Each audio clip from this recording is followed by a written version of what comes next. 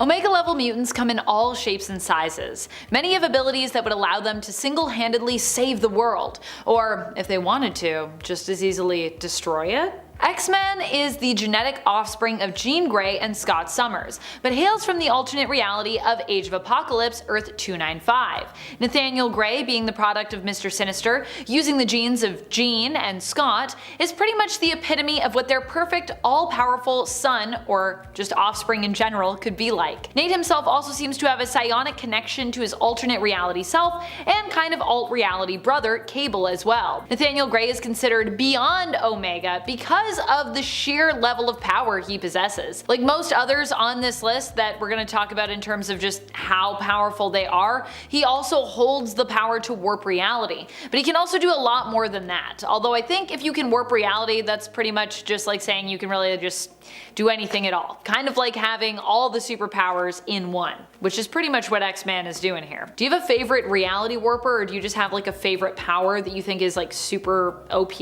Let me know in the comments below. Is there anything that's more powerful than reality warping? I think that's one of the top ones for me. Well, I really love super speed too. You can do a lot with that power if you can think fast enough. I feel like we're always sleeping on Jamie Braddock somewhat on these lists, so I'm very happy to be featuring him here for once. We don't talk about him enough, really. Especially because recently Franklin Richards was also kind of taken out and declassified as a mutant in the comics, although thank goodness he's finally back.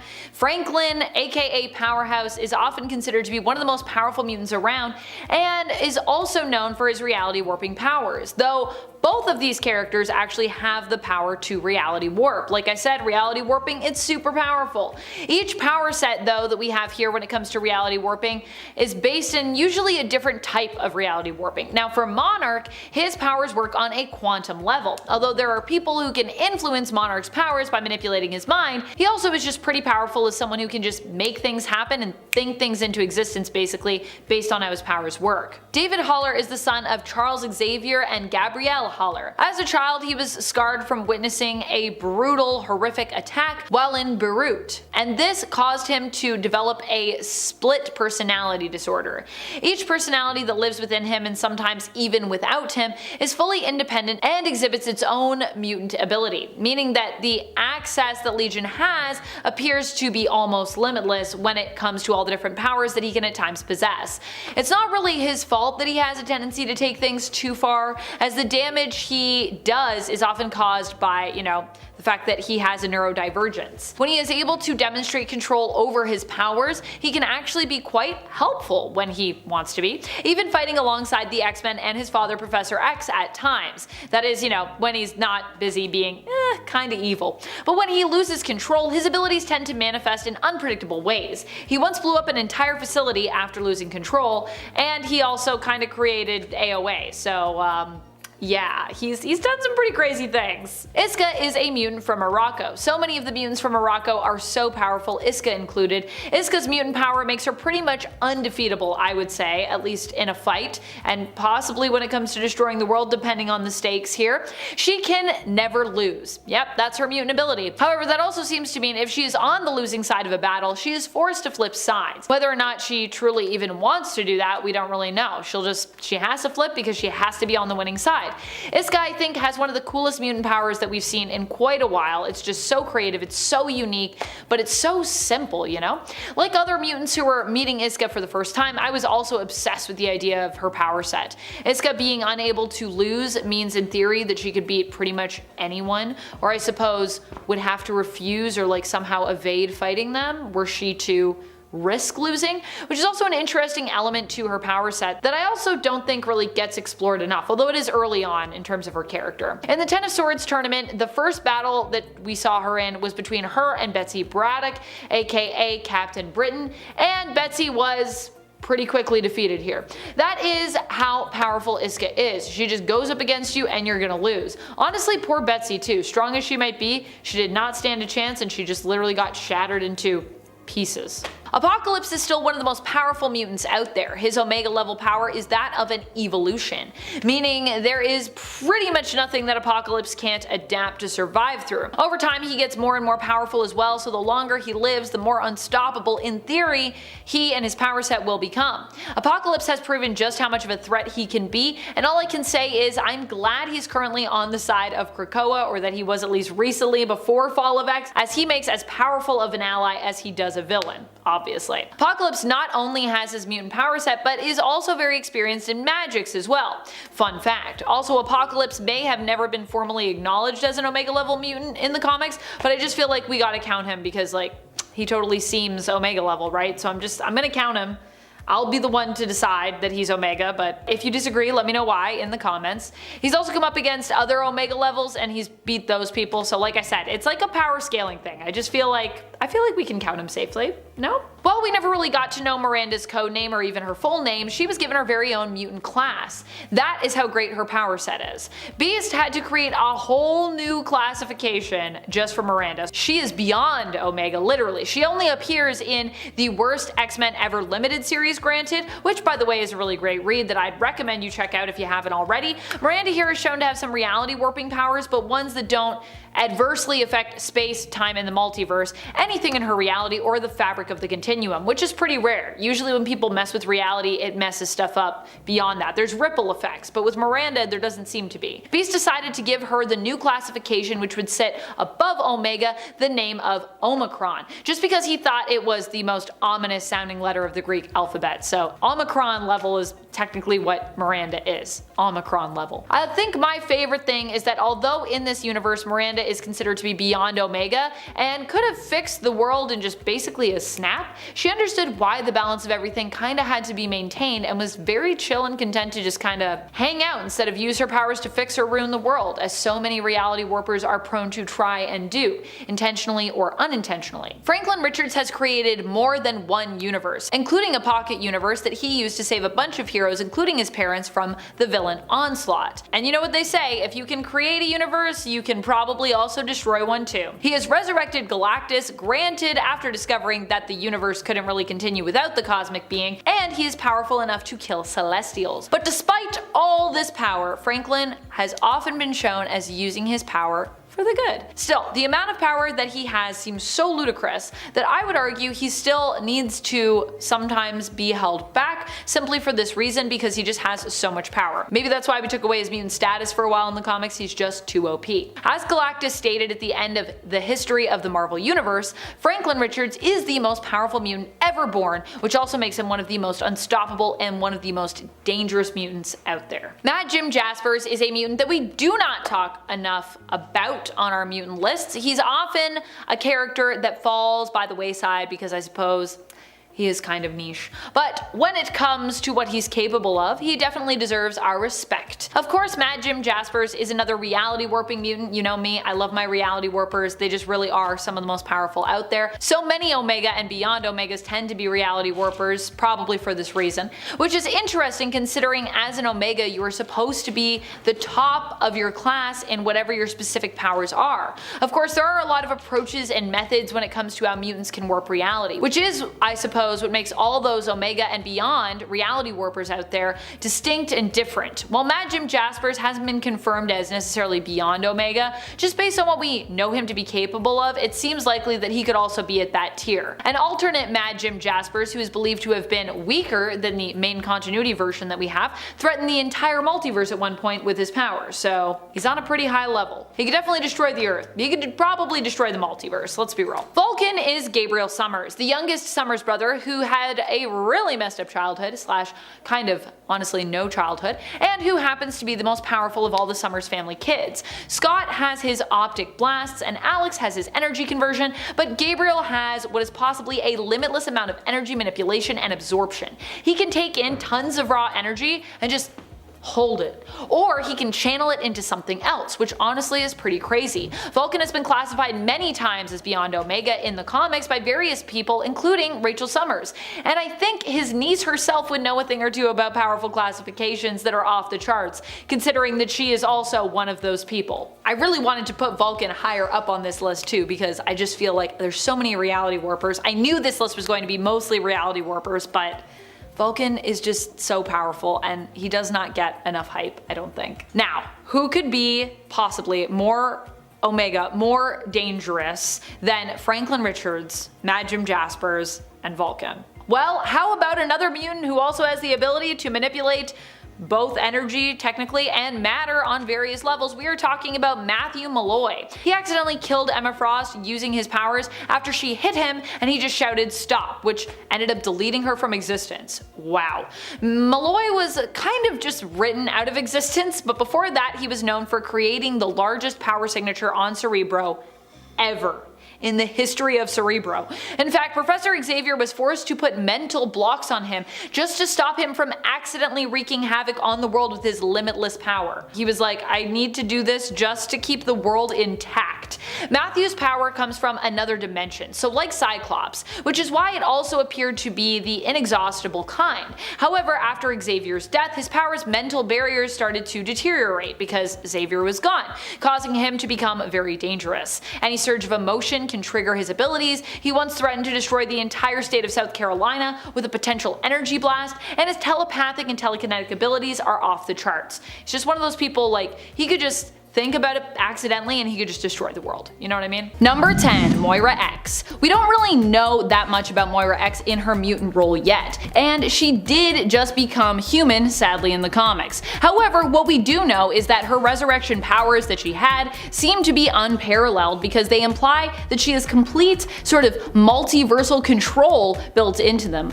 Or at least universal control. That is to say, it is heavily implied in Inferno that if Moira were to die in one of her lives, the universe she was a part of would possibly cease to exist. This prompts Mystique to defeat her by turning her human, then intending to kill her thereafter, now that she is no longer a threat. But of course, Mystique is unable to follow through due to the interference of other mutants on Krakoa, namely Cypher and the sentient mutant island of Krakoa itself. We haven't classified Moira X's power level yet as a mutant, but if she returns to being a mutant, and I kind of really hope she does because I really liked everything that we did with her as a mutant, I wouldn't be surprised if she was considered to be beyond Omega level just because of how intrinsically connected her powers are to the fabric of reality itself. It's quite unique and it's also quite powerful. Also, that's kind of why I want to see a return. I just feel like it was such a cool idea. And friends, before we move on to this next spot, if you are loving this list and you want more lists where we talk about some super amazing powerful mutants,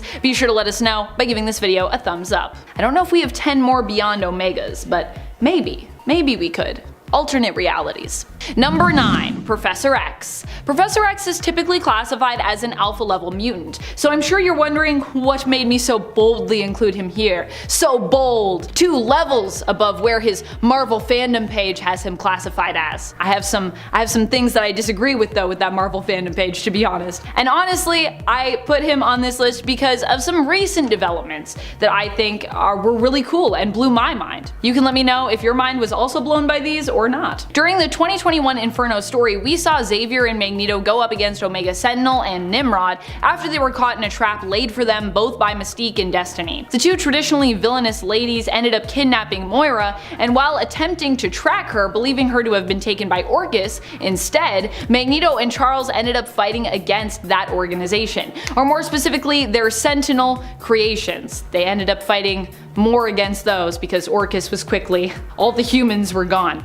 During this fight, Charles defeated, or at least very nearly defeated, Nimrod at one point by using his telepathy to, in essence, break them apart. And while this is crazy, what's even cooler is it was hinted that Xavier was capable of this level of psionic assault in the past, when the X-Men actually first fought against the Sentinels back in the Stan Lee and Jack Kirby days, when he concentrated intensely and he actually managed to use his power to temporarily kind of like put the Sentinels to sleep.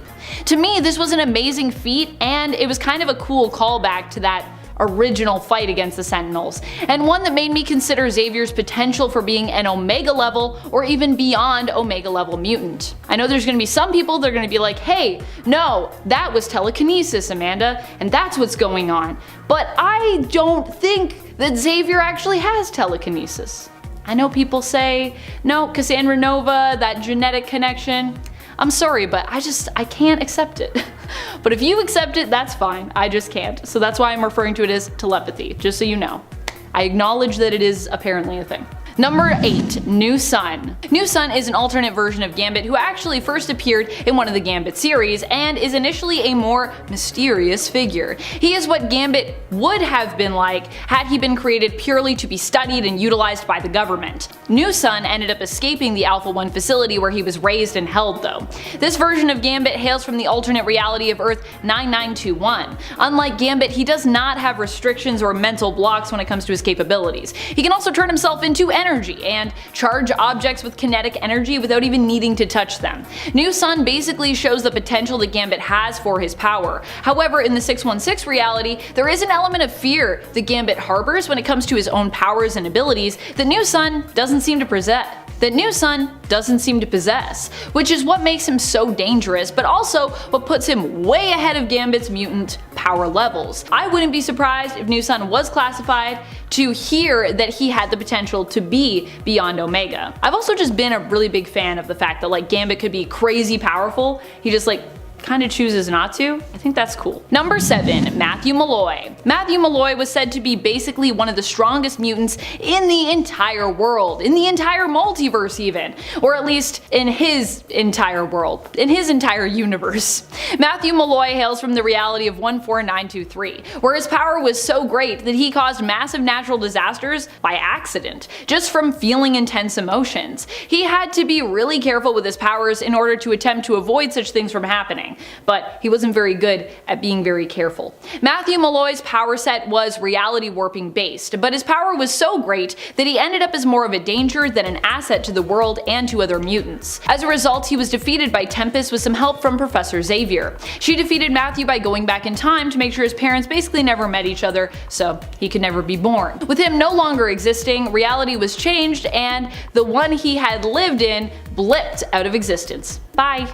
Number 6. Marquis of Death. The Marquis of Death is a mutant who is well known for his ability to destroy. He could travel to alternate universes, traversing the multiverse, and was capable of destroying whole worlds within seconds, just with a thought. The Marquis of Death was not from the main continuity of Earth 616, but the alternate Earth of 807128, although there are other alternate versions of him in other universes besides. It's not the only one. This version of Clyde Wincham Jr. became obsessed with death after coming under attack by multiple villains and killing them in an instant with a single thought. He would end up being seemingly killed himself by Dr. Doom in the end, who worked with the Marquis under the guise of being his apprentice. That's the only reason why I ranked him so low. I know Doom is awesome, but I was just like, wow, defeated by Doom. That's how it goes sometimes, I guess. Number 5. Franklin Richards. Or at the very least, an alternate Franklin Richards. Franklin Richards of Earth 616 was recently stripped of his mutant status. No more mutant for him. And while I'm not convinced this will end up staying a permanent change to his character,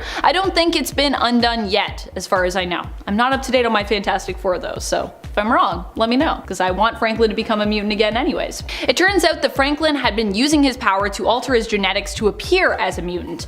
This was not intentional, but apparently was subconsciously done, and when his power started to go all wonky, eventually his unintentional genetic manipulation came to an end, which ended up with him being rejected from Krakoa, no longer able to visit there, because they basically found out you were never really a mutant, so bye. A future Franklin Richards of Earth 10774, however, seemed to have remained a mutant, either permanently one in this alt future, or simply not exposing that he had unintentionally faked his mutant genes. Not really sure which. It was the Mad Celestials in this future that identified him as beyond Omega level. Number 4. Miranda. While we never really got to know Miranda's codename or even really her full name, she was given her very own mutant class. That is how great her power was. Beast had to create a whole new classification just for her. She only appears in the Worst X-Men Ever limited series, which by the way is a really great read that I'd recommend you check out if you haven't already done so. Miranda here is shown to have reality warping powers, but ones that don't adversely affect space, time, the multiverse, anything in her reality, or the fabric of the continuum. Beast decided to give the new classification, which would sit above Omega, the name of Omicron, just because he thought it was the most ominous sounding letter of the Greek alphabet, which I gotta say, I love Hank's reasoning for that.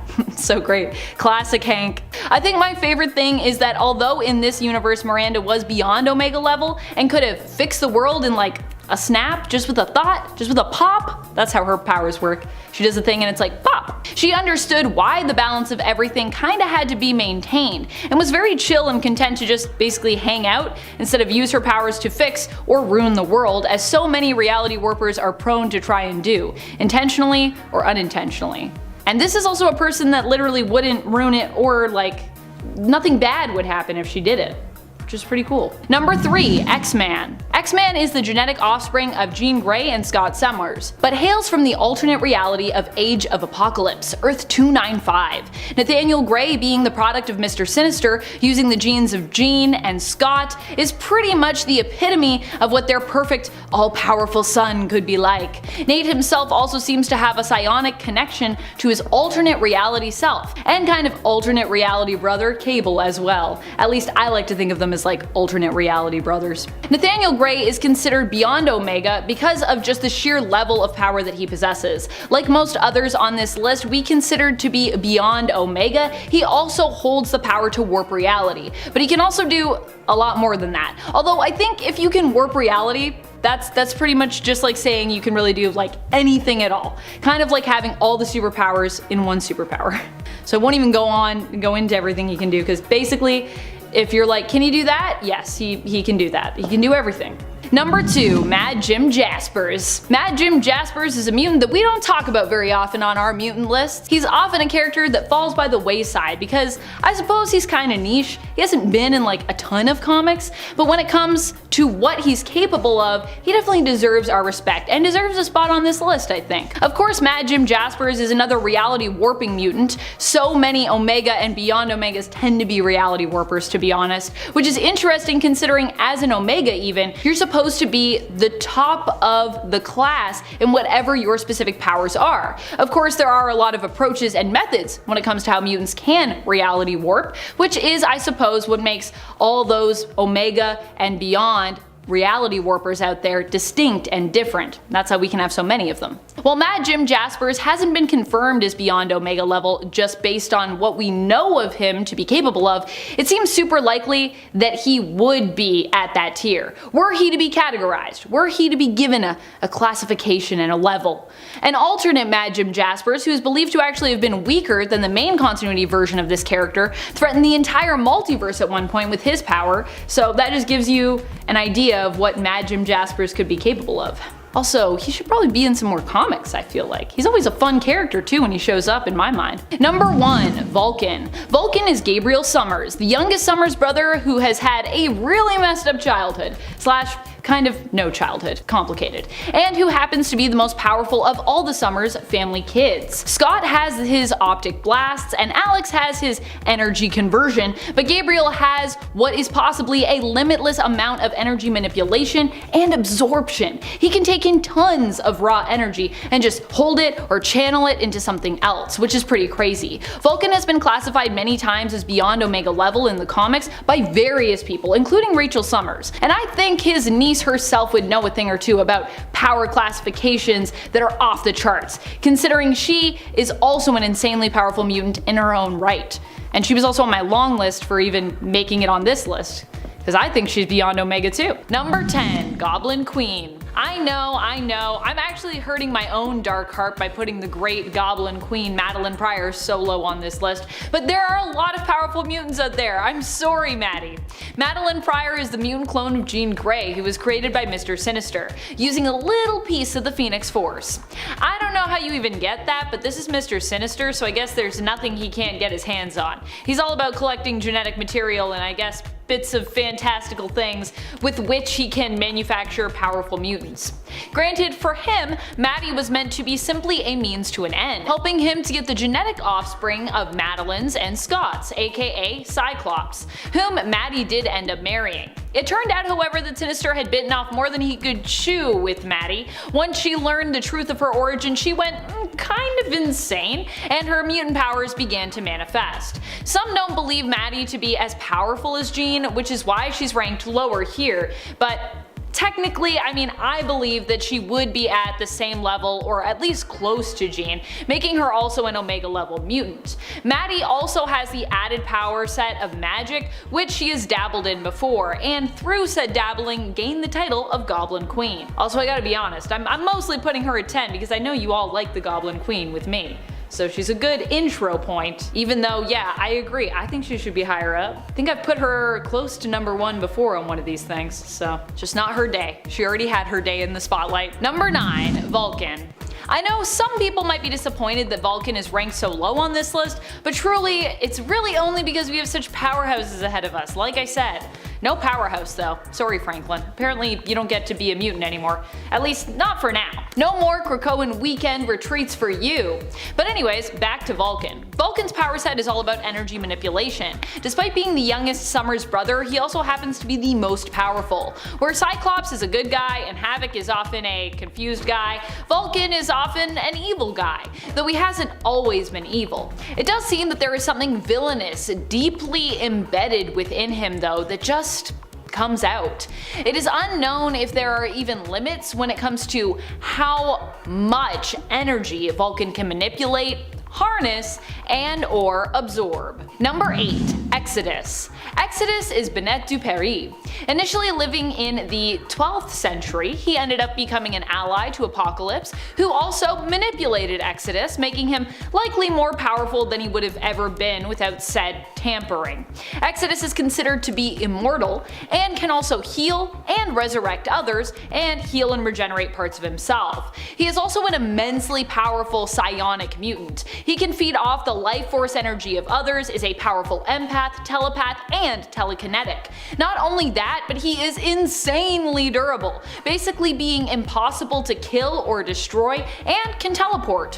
While we don't talk much about him, Bennett is pretty powerful and scary, hence why he has a seat on the Quiet Council of Krakoa. Here in that seat. Number 7. Legion. Legion is really powerful overall as a mutant, especially considering his power sets are pretty much endless. He is considered Omega level due to his power manifestation abilities for this reason.